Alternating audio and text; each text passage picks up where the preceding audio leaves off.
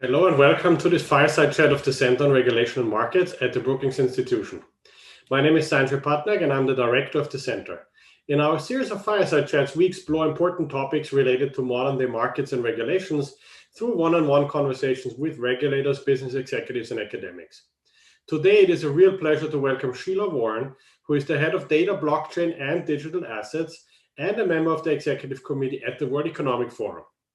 Her pioneering policy work is helping shape the data and technology spaces to become more inclusive, ethical, and equitable. Sheila began her career as a Wall Street attorney before turning to philanthropy and civic tech over a decade ago. She also serves on the board of the ACLU of Northern California, the Equal Justice Society, and TechSoup, and has advised the World Bank, the OECD, and the California government. She's an honors graduate of Harvard College and Harvard Law School. Thank you so much for being here today, Sheila. Thank you so much for having me, Sanjay. It's a pleasure. And especially in this time where it's very busy, I would imagine, the topics we're talking about are pretty trending, especially this week. To say the least. Every day is a new adventure. Exactly, I can imagine. I mean, we have received a ton of audience questions, which is not surprising given the recent news stories. And so I thought what we can do is maybe to start off the topic for those audience members who are not as familiar with the technologies, if you can just very briefly explain what is blockchain and how does it work? Sure. Well, the very briefly is the challenging part there, right?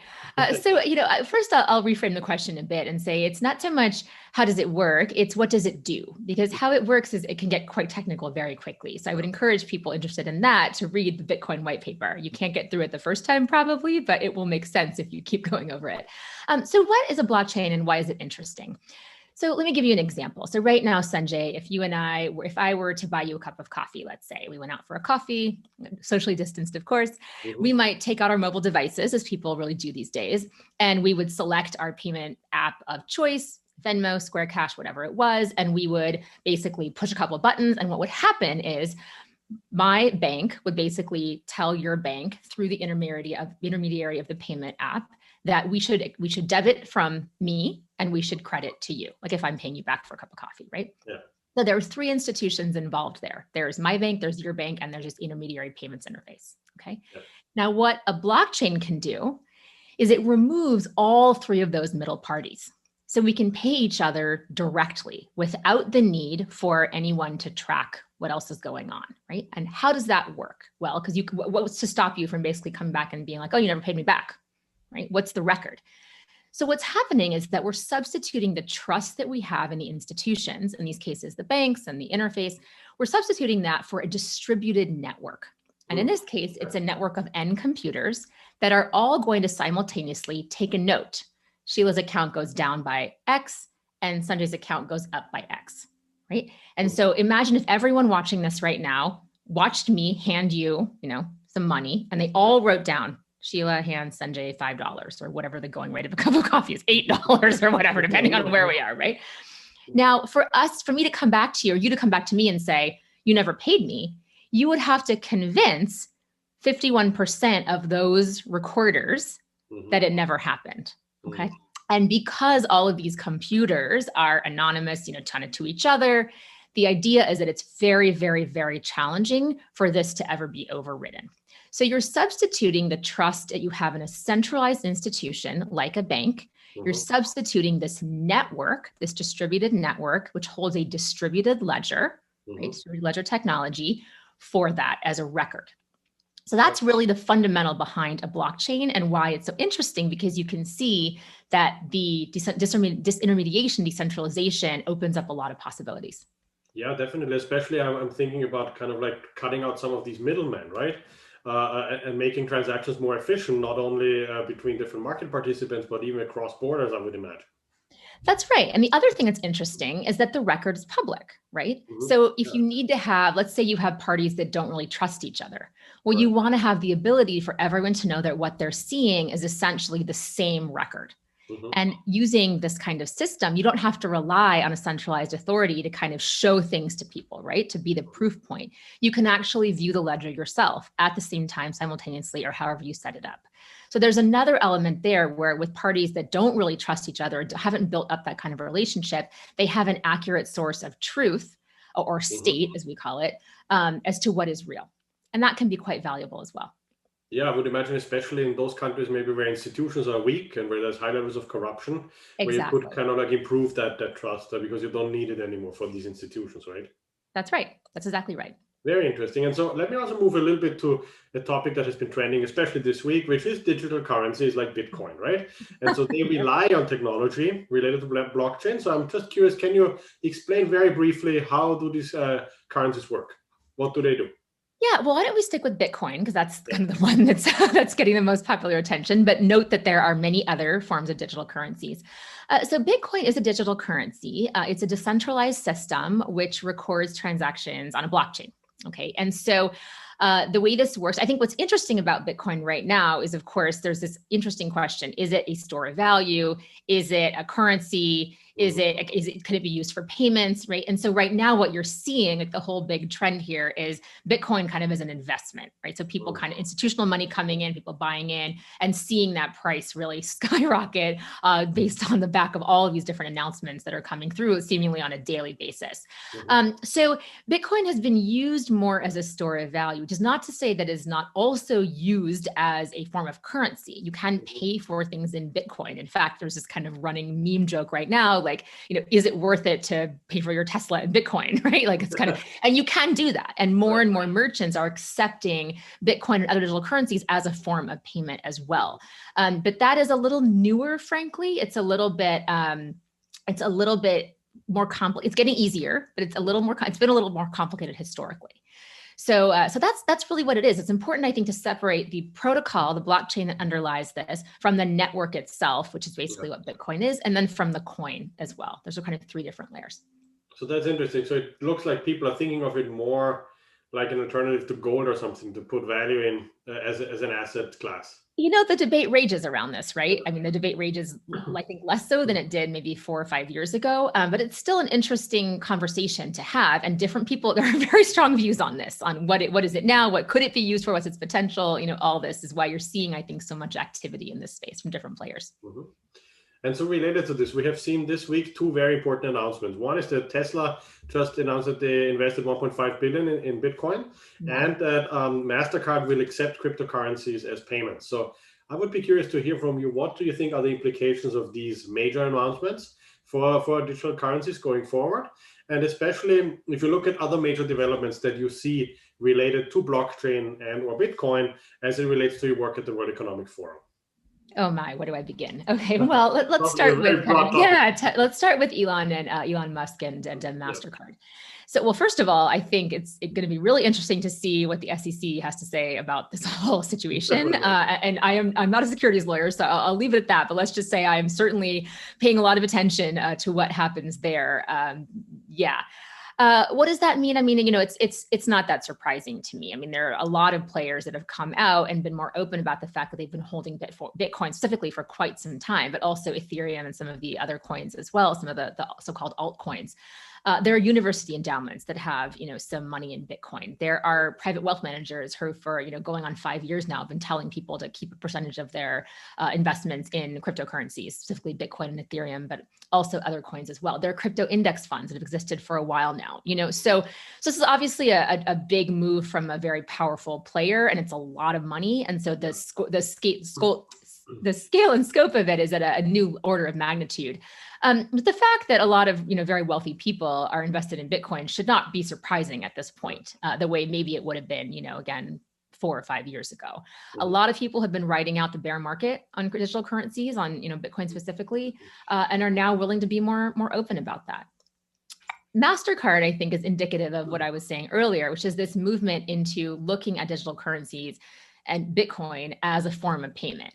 So there's a ways to go, I think, in the user interface around that. But the great news is that I think a lot of companies that have UX pretty resolved, like they have a pretty simple, payments process, are now looking at connecting on the back end of digital wallets. And that, I think, is the interesting thing there. It's not so much that you can now pay for things in Bitcoin or whatever. It's that all kinds of digital currencies eventually are going to become available on these payment networks. And that integration is really interesting, right?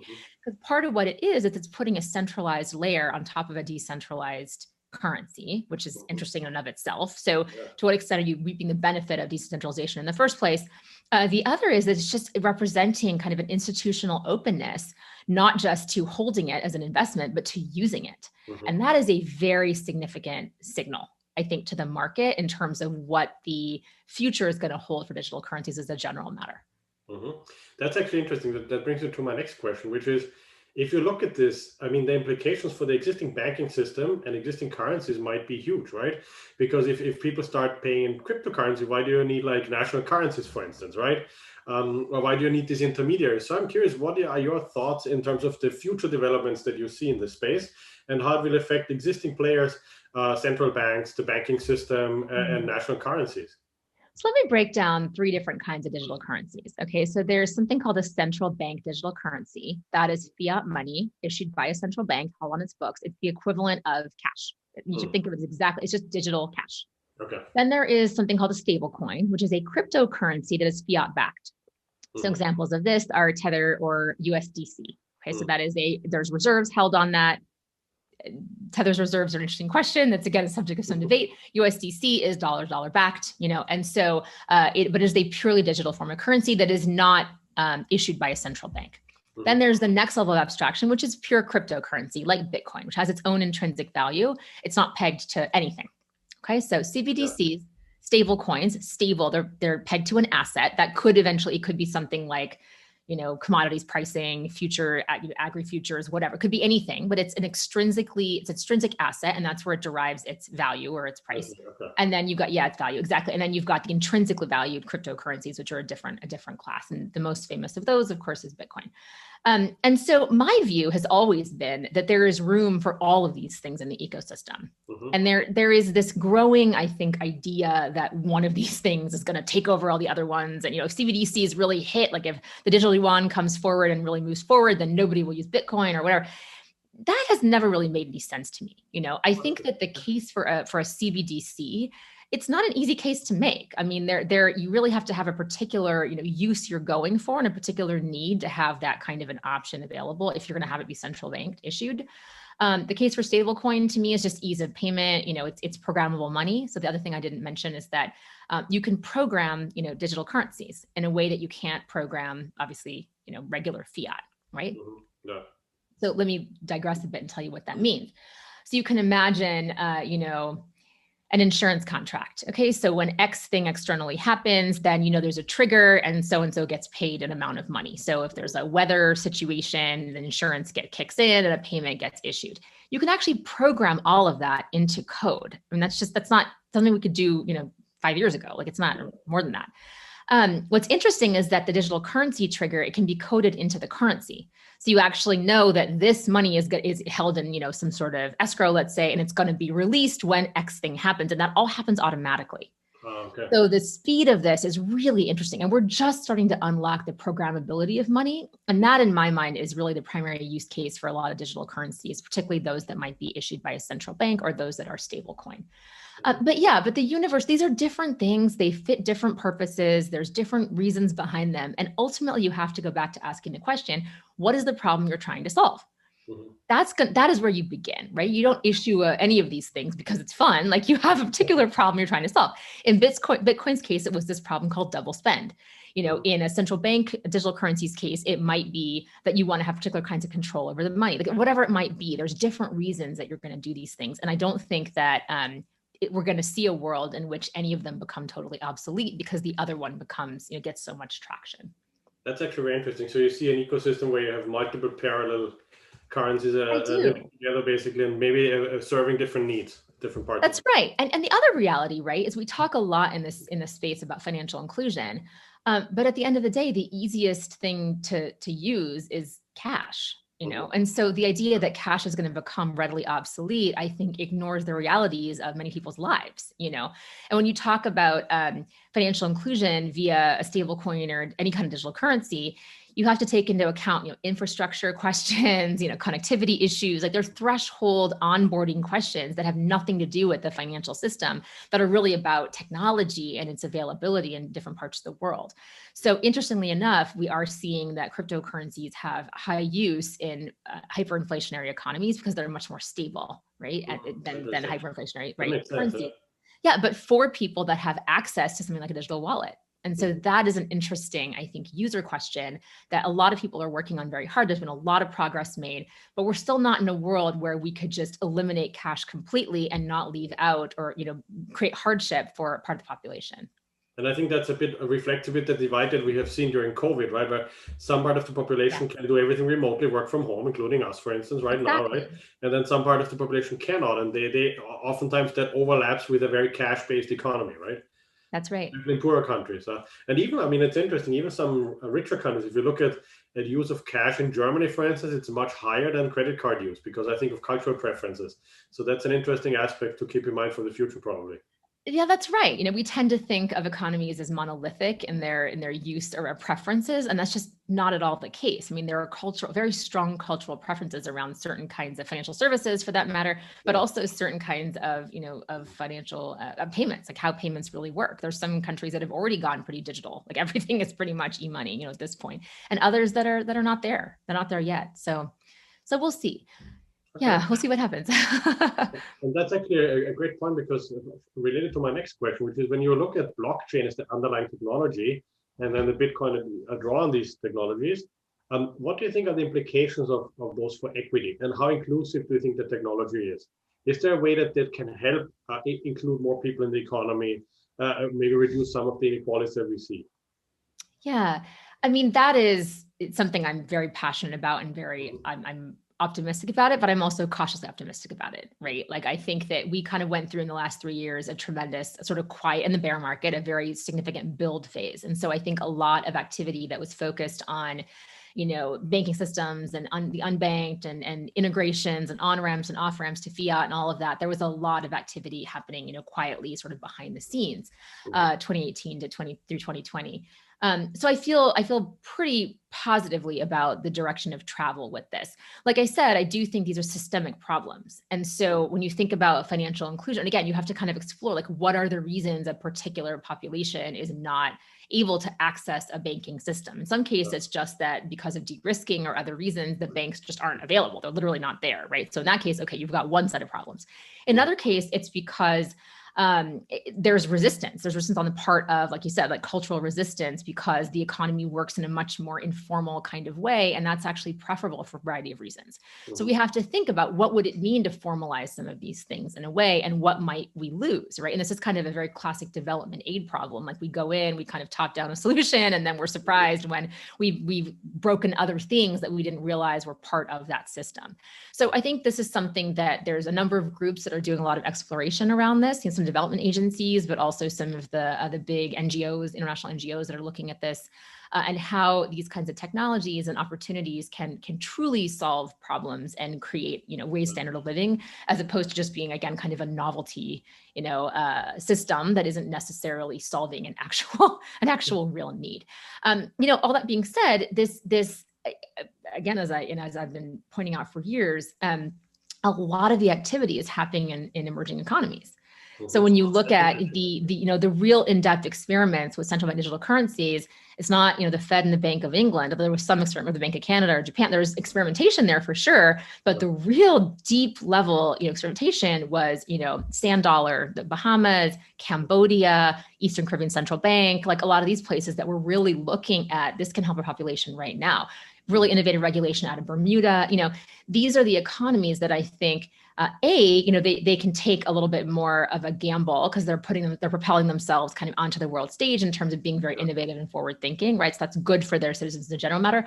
But also there was a need that was more obvious in some of those economies. When you ask most people in Western developed society, particularly the United States, it's not a huge pain point for a lot of people, right? Because we have that institutional framework. That's right. Which is not to say that it's not a problem for there are people in San Francisco, block away from my house, that certainly this is a huge issue.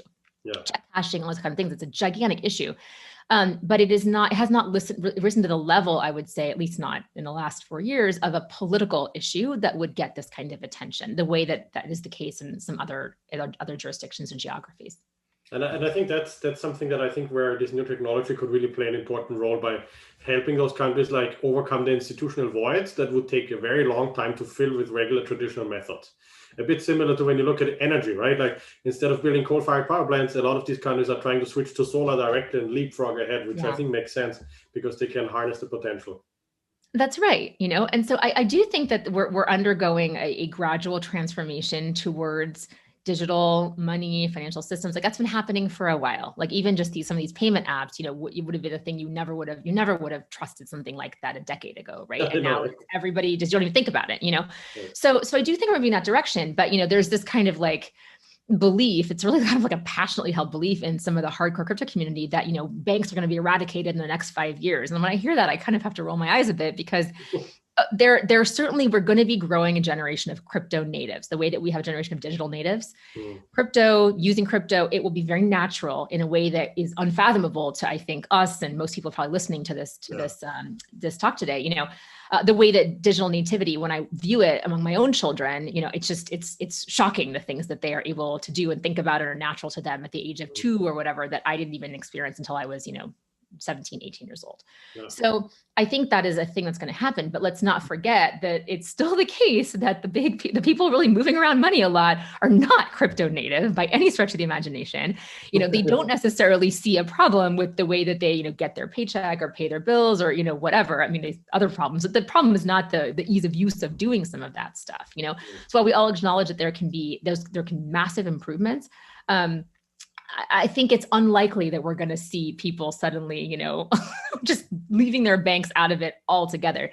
And the example I often use here is, ATMs. So when I think about my own parents, right, like the ATM was right there, but they were like, well, we're just going to go to the bank. It's a big deal. And it took some time for them to realize like, oh, it is easier and it is faster. I think the learning curves on these things are a lot faster and adoption curves are faster, but there's a significant part of the population we should not be forgetting about when we talk about this radical transformation of the way that we engage with crypto. It's going to probably take a generation or so to really take hold. But again, things move really fast, right? I mean, email took hold a lot faster than previous innovations. And now that we have the ability for people to kind of teach themselves, we have our lovely search engines and other courses and things like that. So I do think it's not going to take the time that other kinds of adoption curves took. But nevertheless, when it comes to people's money, change takes time. Comfort levels take time. It isn't the same thing as, getting in a car with a person you don't know to get a ride somewhere, right? It's a different thing. It's a different thing. That's very interesting.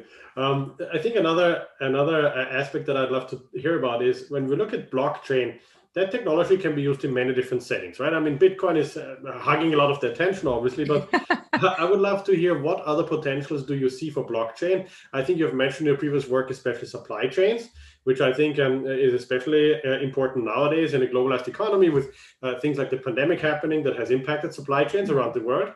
So I'm curious what other applications you see for blockchain and where you maybe see the biggest potential that this technology can really change existing ways of doing things.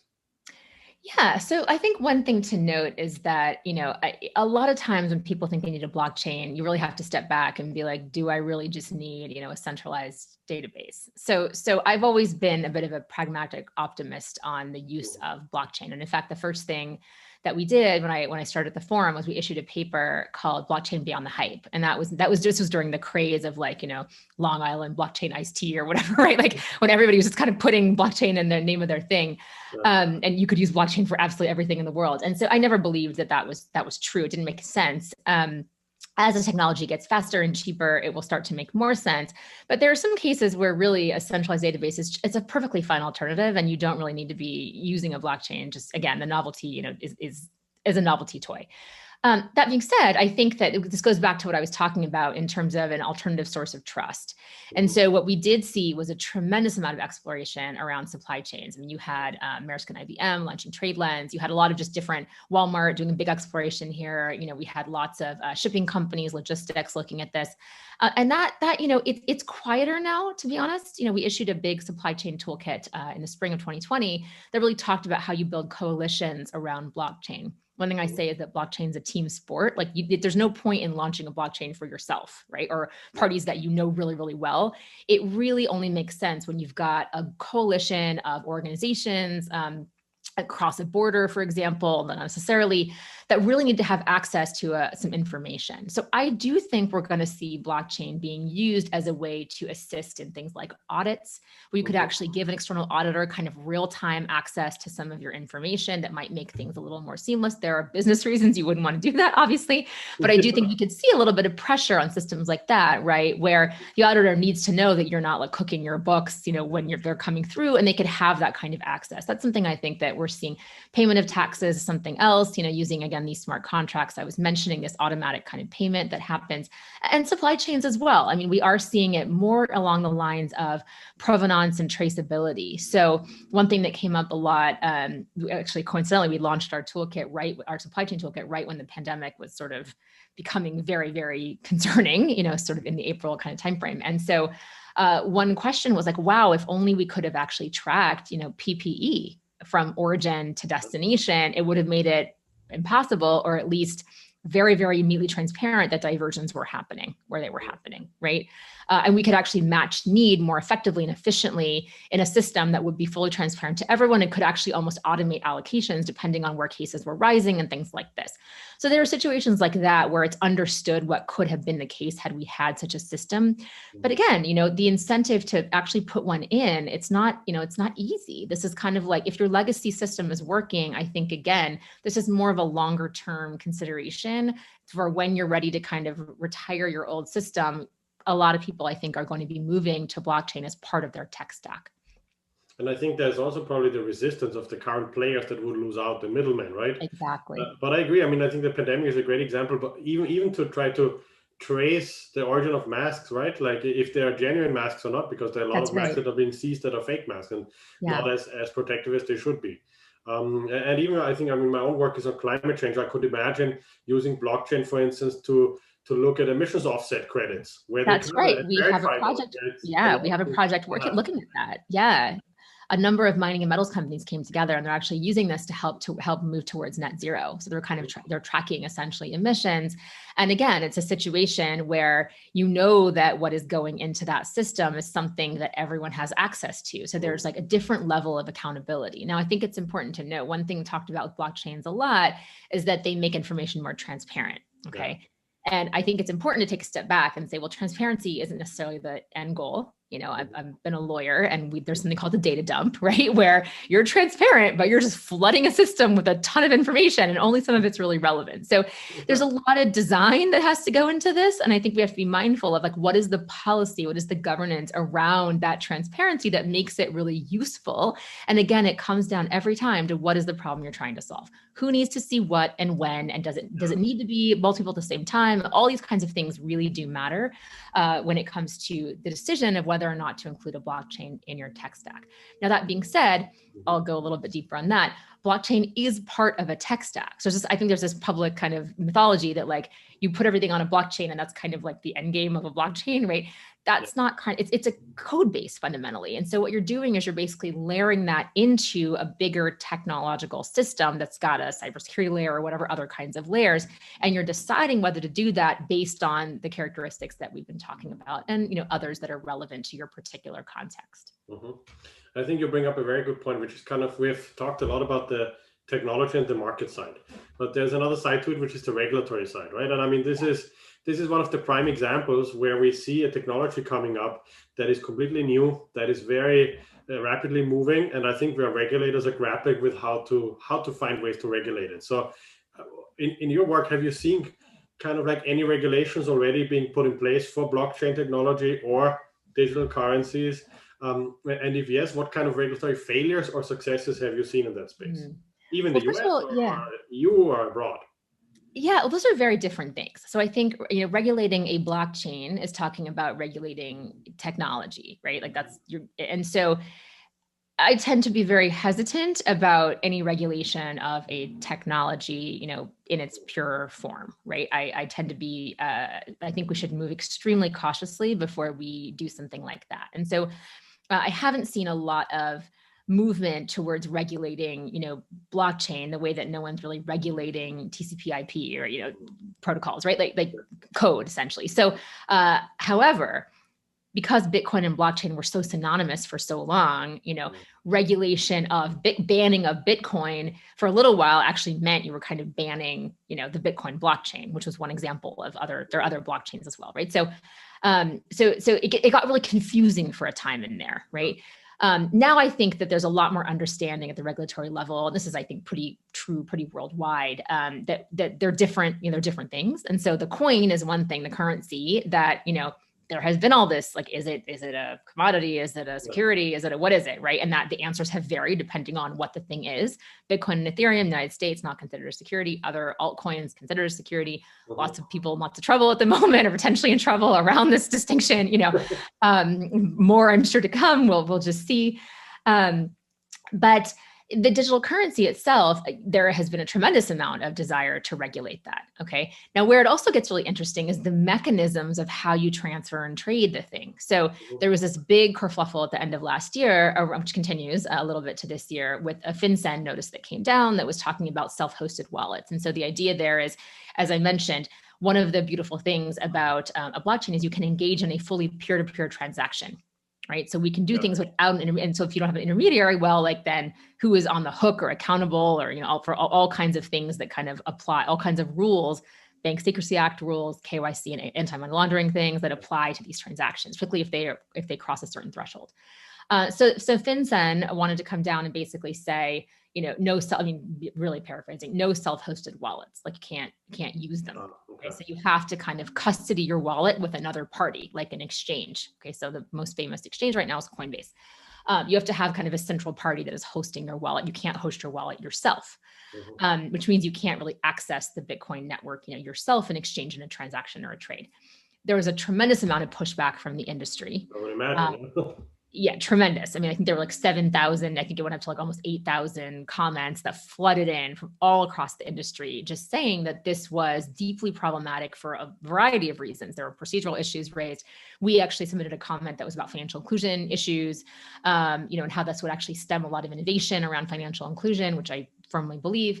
And, that's now, we'll see what happens with that notice, right? So I think with the new administration in the United States that's come in, I think there is certainly a lot more openness to this conversation. In some cases, there's pretty deep knowledge about the technology and about digital currencies themselves. So it'll be very interesting to see. And, this, again, I'm not going to predict here, but it'd be very interesting. It's going to be very interesting. It's going to be a very interesting year to see how do these things play out, and do those notices actually become codified? Like what is going to happen here? Now, in other jurisdictions, you've certainly seen China go very, very, very big on digital currencies, right? They have a program called DCEP, which has really been experimenting with pilots around the digital yuan. And those have been done in a variety of jurisdictions, and they're poised to just explode and be very, very, very huge. And if successful, there is talk that China will move almost completely to a digital yuan kind of payment system, right?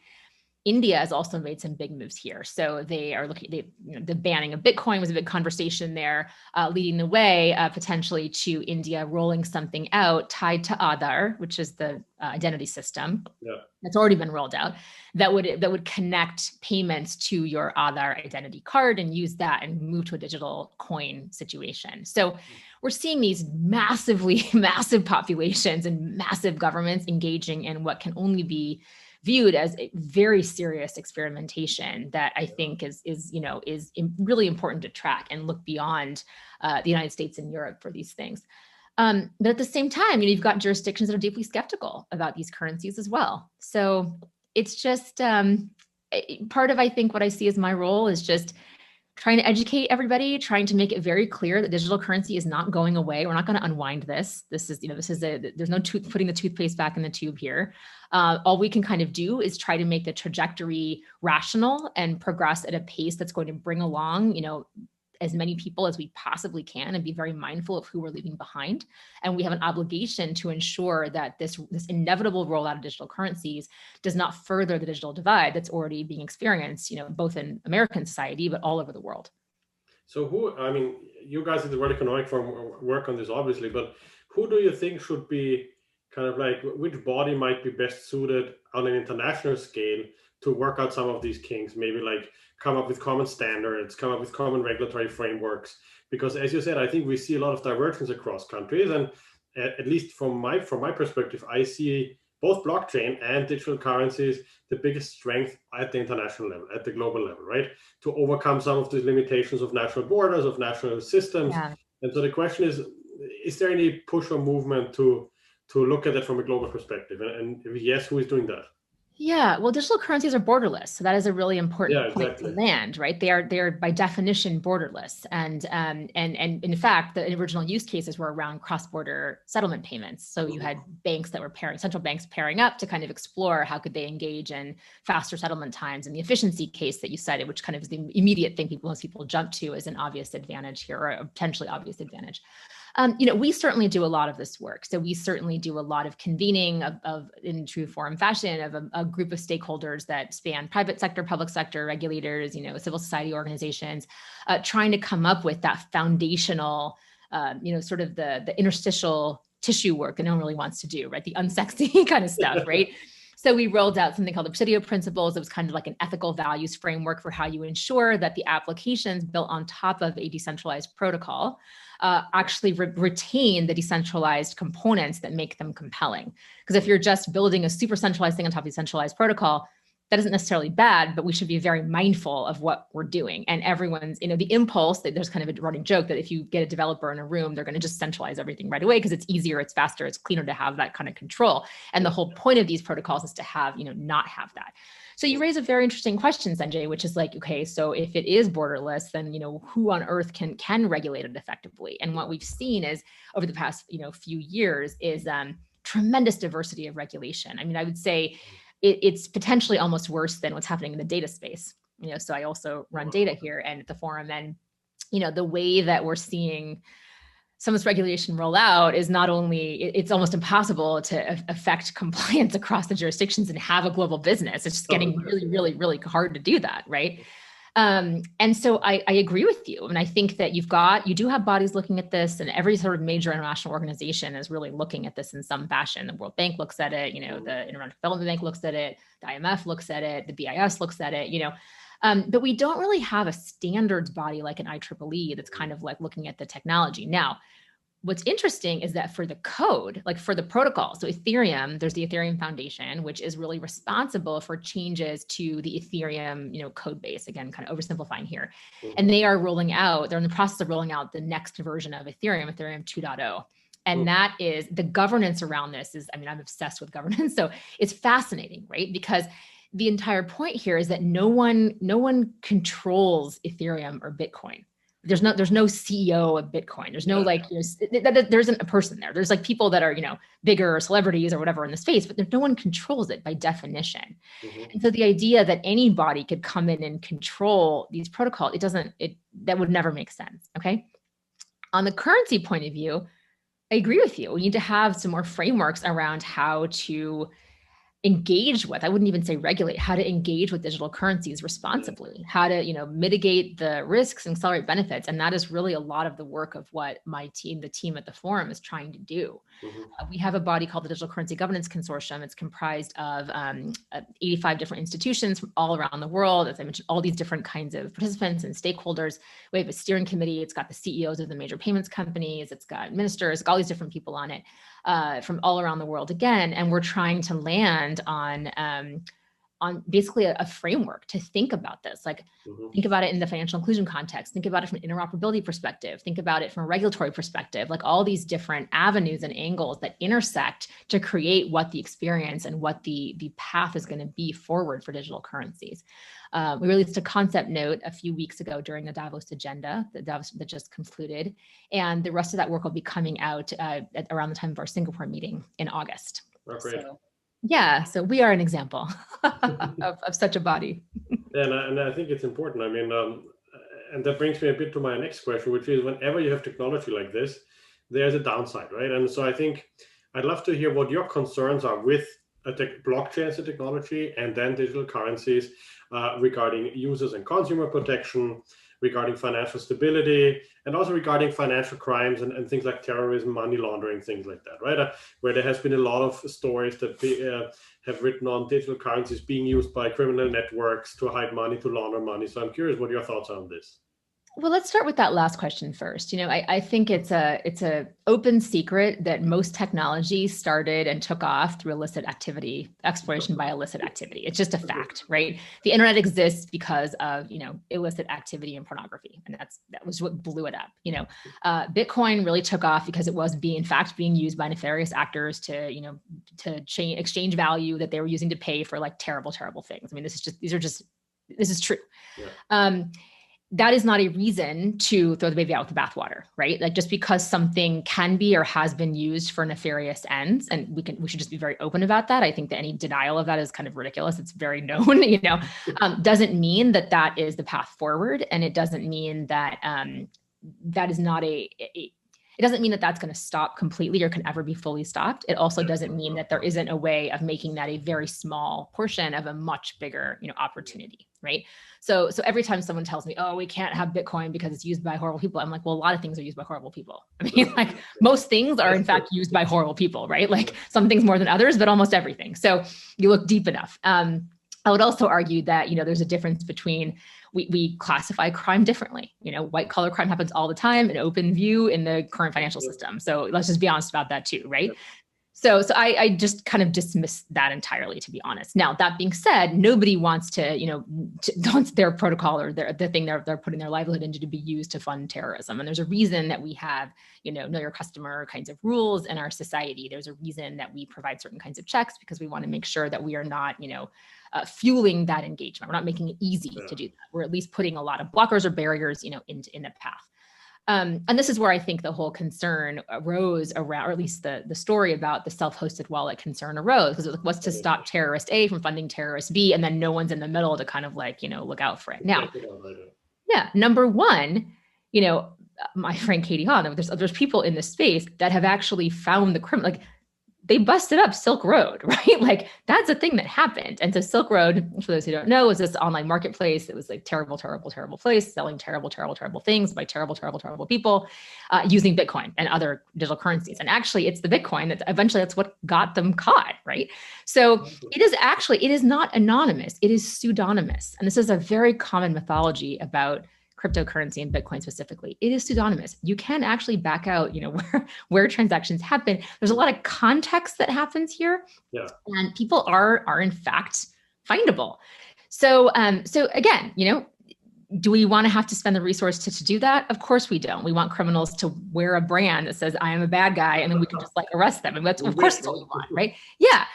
So yeah. Anyway, I'm going on too long on this, but let's land that there. But how do you kind of create a system that is safe for the average person, leaving the nefarious intentional criminals aside? There is a concern that I think is fair around investment in the space. Now, I think it's important to distinguish this from Bitcoin itself, right? And distinguish the kind of activity where you get people putting into something that is, they're putting their life savings into something and that thing vanishes. And certainly, I was very disgusted, frankly, during the ICO initial coin offering phase of 2017 to 18, was happened to a lot of people. There was a lot of ridiculous nonsense, happening in the space. Things were never built, lots of money collected, and this happened to the tune of a lot of money that was lost. Yeah. That is something we should be concerned about as a society. It's something we should have a problem with, right? And as we open up this kind of opportunity more and more, there's something called decentralized finance. It's the idea that you can actually take financial services and decentralize them. So remove the need for a mortgage broker or lender. You can have an automatic market maker that kind of connects people, right? And there's lots of this happening in this space. It's kind of the hot new area in cryptocurrency. But there's a certain level of protection that some of these, these processes or centralized processes provide. So, especially for people that are not as savvy with the technology, right? But you have to balance, right? You have to balance because on the one hand, we know about redlining, right? We know that certain kinds of people who often looked like you and me could not get mortgages in certain jurisdictions or certain cities or whatever from certain banks because they weren't considered trustworthy, right? Or people that weren't able to show a certain kind of credit that was gotten in a certain way, didn't have access. What about those, right? So the system was already failing a lot of people. So we want to provide, and DeFi could actually help, decentralized finance could help with that problem. Yeah. But then you have to balance okay, how do you make sure that people have access, but it's not just access that winds up with them getting into this horrible situation where they lose all their money, right? So that's where I think the regulation can come into play. But I think that what Wall Street Bets and GameStop have shown us is that we have to really fundamentally rethink what we mean by consumer protection laws and regulations. Who is the consumer? Who are we protecting, right? And what should that protection look like? Yeah. What is the role of the government in protecting, consumers? Is it that we create a system where every institution has to do a risk analysis and thereby just axes out a portion of the population? Is it that we provide some kind of backing, like insurance? I mean, I don't, there's so many answers and possibilities here, but I think we have to be more open about how we're talking about this and recognize that there is potential for this to happen, but also we shouldn't, again, throw the baby out with the bathwater and make it impossible for this kind of thing to move forward and innovate. Probably to follow really a measured approach to see that we don't reinforce existing biases, but not go overboard that maybe we create new ones. Yeah, and it's so funny because you really hear such dramatic, it's very dramatic in this space. This is obvious from the news. You've got people who are just banks terrible, blah, blah, blah. And you've got people over here who are everyone in crypto is a criminal and they know what they're doing and whatever. And the truth is, of course, as it always is, it's in the middle. Yeah. And so what we try to do is really provide this, I call myself a pragmatic optimist. I believe very firmly in the technology and the potential of digital currencies, but I also think that we have to be practical about some of these things. We do have to make sure that we're being thoughtful and we are not inadvertently just accelerating a lot of the risk without thinking through the consequences. Yeah, I think that's a good point. And actually, I have a couple of really interesting audience questions on that related to that. You mentioned real estate, right? And so I think if you look at how blockchain could maybe make some of those transactions more efficient, I'm curious to hear, how do you see blockchain's role in reducing costs in financial services, for instance, for record keeping or loan servicing, or even titling for deeds, right? And for transfer of properties in the real estate market. I'd love to hear your thoughts on what you think blockchain could do in that space. Yeah. So land titling is something that was a kind of early use case. And so you had Estonia, for example, but other jurisdictions that kind of looked at moving all of their title or all their recorder's office, assessor recorder kinds of documents onto a blockchain. And so that would really, it could in theory eliminate something like title insurance because it would be very, very clear, right? Who held title and the chain of custody of the title would be something held on a blockchain. It'd be immutable. It'd be basically impossible for someone to kind of pretend that they held title if they didn't, all the things that title insurance is designed to protect, right? So I think that when I think about, what these systems are going to kind of attack and what the certainty of the record could provide and the transparency of the record could provide, I do think about the insurance markets. I also think that a lot of what, insurance, a lot of the red tape around getting an insurance payment, for example, is because you have to kind of verify that the event happened and all this kind of thing. So again, using this technology called smart contracts, if you had, again, the easiest example here is travel. Okay. So travel insurance, they tell me, oh, if the weather delays you by 12 hours or whatever, then you get automatically rebooked and then you get a voucher for, whatever, right? Or you get whatever it is. Yeah. And so you could actually make all that run automatically. So instead of my having to go stand at the airport and be like, "Hi, I'm here. Please, like, let me, like 4 hours. please help me with my 3 children, my 3 little children." The whole thing, right? Instead of that whole thing, it would happen automatically because there'd be an external source, National Weather Service or whatever, that was like tracking that, and everyone would agree like it's independent. It's not like we had to, you know what I'm saying? So some of these things I think could streamline some of these systems in ways that could be quite significant. Now, again, is the investment really worth it? That's kind of a big decision. And we actually published a paper on how do you assess the ROI of deploying a blockchain. And that's a question every industry has to answer, right? And some are, further along than others, and some have decided it just doesn't really make sense at the moment, or maybe, it will in the future. So that's one thing I think is the case. The other thing I haven't mentioned that I'm really excited about is, so the forum is, really big on ESG metrics and stakeholder capitalism, this idea that we should create a more equitable allocation of financial return across a broader group of stakeholders. So less this shareholder extractive model, which obviously benefits a certain, class or kind of person or institution more than others, but really this more equitable allocation. And so, we talk about this a lot in agriculture. So the idea that whether it's crop insurance or anything like that, you could actually have the individual farmer have more power in the system, because by putting their information into this system, it was kind of tracked that information came from them. And you could then see how that could lead to real-time adjustment of the price index or whatever it might be, right? That would help that individual almost be a collective in a way that might not be reasonable or very easy to do in certain parts of the world, including, I would argue, in the United States. So there's things like this I think are very powerful. And exciting. But yeah, land titling, something that a lot of people, looked at, spent a lot of time thinking through. There was an interesting project that was happening in Latin America that was looking at disputed lands, and how do you provide just a source of truth and kind of end the debate once and for all, which can be very powerful and as a form of reconciliation. Yeah, that's actually quite fascinating. Another question we got is going to that a little bit to the earlier point you made, that we will see many different cryptocurrencies probably in parallel. And so how do you think they will relate to each other? And do you think there's kind of like, how would that happen? How will that develop? Do you think there will be a dominating one that might emerge after? While you said before that you don't think this is the case.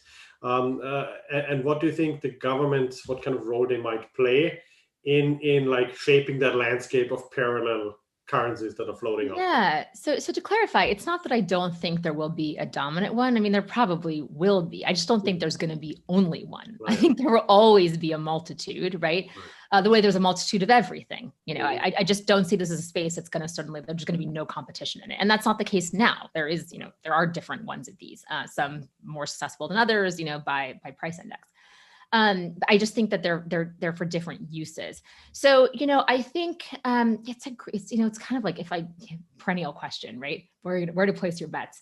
I think that there's always going to be a use case for pure crypto. And I think that being clear that speculation is not a use case, in my opinion, okay, like that's certainly a very active use case, but I think there's always going to be a use case for pure crypto, because there's always going to be situations where you need that engagement. And we're only starting to think about some of the opportunities that crypto provides, like being outside of the formal banking system, what that provides. Like we aren't even creative enough about that yet. There's so much that can be done there.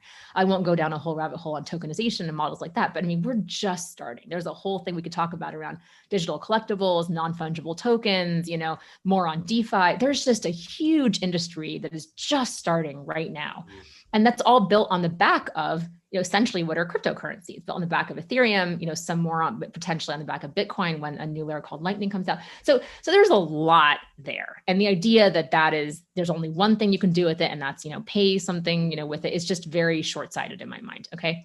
Right. Similarly, stablecoin. So the idea that there'd be the security of having, in some cases, that reserve-backed, or ideally, I would say a reserve-backed digital currency that was pegged to something external. So you weren't as worried about kind of this sort of volatility.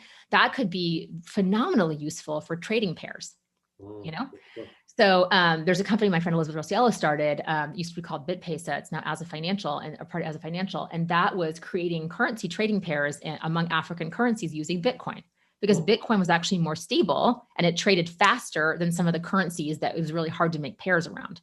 Yeah, So you could very quickly like trade through Bitcoin, and you could actually establish this capital market. It was capital market creation. Super creative, really interesting, right? There's a lot more we can do of experiments like that could use something like a stable coin specifically as kind of an agent of exchange, kind of like transfer from one to the next. So there's that. And then central bank digital currencies. Now, every central bank and government will have to assess for itself.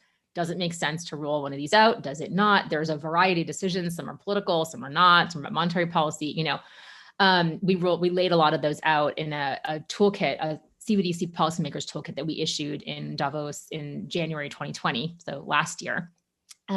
Those considerations, I think that we're going to see more. We're already seeing China, so we're going to see more of those. I think we're going to see India do something in this space. Is everyone going to have a CBDC? Yeah, I don't know. Maybe in the next 10 years, it'll be an offering. I have no idea. I couldn't possibly say, because so much of that decision is going to depend on who's in power in the country, like who's the chair of the Fed, like all, it's impossible to predict, right? Unless you can have a crystal ball into the political situation in every single country around the world and how independent their central bank really is and all these kinds of questions, right? So that's why I say, all these things have different purposes. They provide different kinds of value, and they solve different kinds of problems, right? And some of them are solving problems that, by the way, we don't even know that we have. We didn't know we needed email till we had email. Now we're like, how do we live without email? We didn't know we needed smartphones till we had smartphones, right? Now one could argue we don't need these things. They're terrible for us, attention, economy, all of those things are also true, but it's not like we don't use them very happily every single day, right? So there are things that are going to emerge in this ecosystem, the crypto ecosystem, that we can't even conceive of yet. We just can't even conceive of them. And once we have them, we're not going to know how we live without them. So that's what I'm most excited about, is the imaginations of some brilliant people working in this space and where they're going to take this entire industry. I think that's a fascinating part, because it can create completely new markets. That's right. In the future, as you said, markets, products, maybe even or needs among the population that we don't even need knew we needed, right? It's very similar to artificial intelligence, I think, in that regard. I think that's right. It's very hard for the public, for consumers, and also for regulators to even anticipate what is coming out in the next 2 years, right? So that's why regulation lags innovation, right? Because by the time you understand the technology, you figure out that it's really real and kind of baked, and then you can kind of get through your political process to establish something. You're regulating something that's already, a year, 2 years, 3 years old.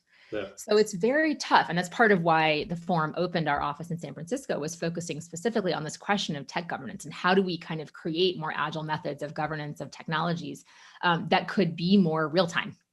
That could kind of make sure that we're not suddenly killing an industry that's really doing well with some regulation that nobody could foresee, that has bigger consequences than it was meant to have.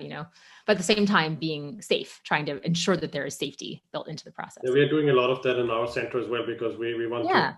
How can we improve regulations, right, to make them more dynamically adaptable, more flexible? That's right. Yeah.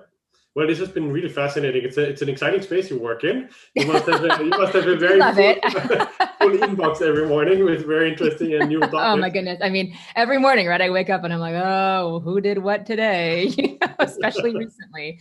So yeah, if we were talking, next week, we probably would have had an entirely different set of things to chat about.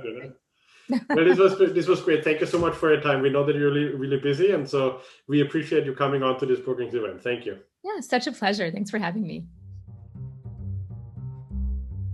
Thanks for watching. Be sure to like and subscribe for more videos from Brookings.